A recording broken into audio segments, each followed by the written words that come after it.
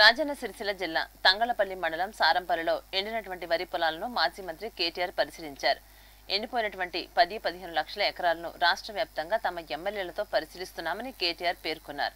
రైతులను చూస్తే నిజంగానే బాధేస్తోందని ఆవేదన వ్యక్తం చేస్తూ కాంగ్రెస్ ప్రభుత్వంపై మండిపడ్డారు. రైతులు ఆత్మహత్యలు లాంటి తీవ్రమైన చర్యలకు పాల్పడవద్దని, రైతులకు తమ ప్రభుత్వం అండగా ఉంటోందని స్పష్టం చేశారు. రైతులకు ఇస్తానన్న క్వింటాలకు 500 బోనస్ వెంటనే ఇవ్వాలని ప్రభుత్వాన్ని డిమాండ్ చేశారు.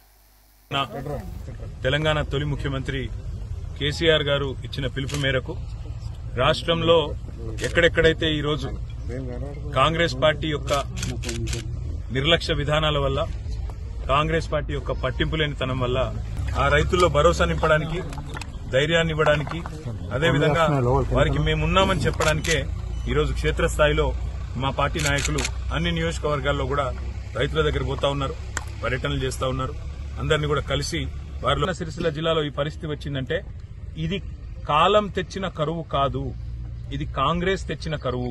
ఈ మాట నేను స్పష్టంగా ఎందుకంటున్నా అంటే, పోయిన సంవత్సరం ఇదే సమయంలో ఆనాడు కాళేశ్వరం నీళ్ల పైకి పంపింగ్ చేసింటే, ఈ 3 నెలల్లోనే ఆ పని చేసింటే ఇవాళ ఈ రైతుల పొలాలు ఎండకపోయిన మాట వాస్తవమా కాదా ఆలోచించమని చెప్పి నేను కోరుతున్నా.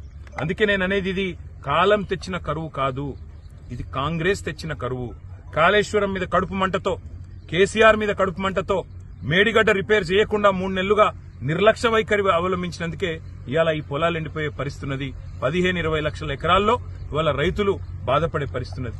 నా పక్కనే ఉన్న పరశురాములు గారు, మీరు మాట నిలబెట్టుకోవాలన్నది 2వ డిమాండ్.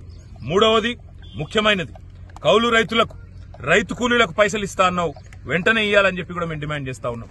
4వది